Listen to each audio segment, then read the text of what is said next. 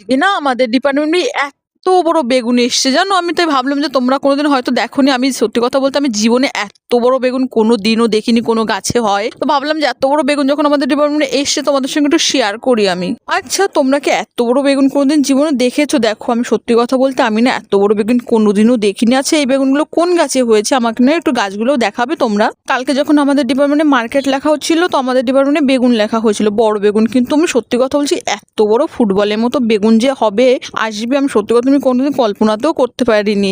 আচ্ছা, ইনি কোথা থেকে এনেছে এই বেগুনগুলো?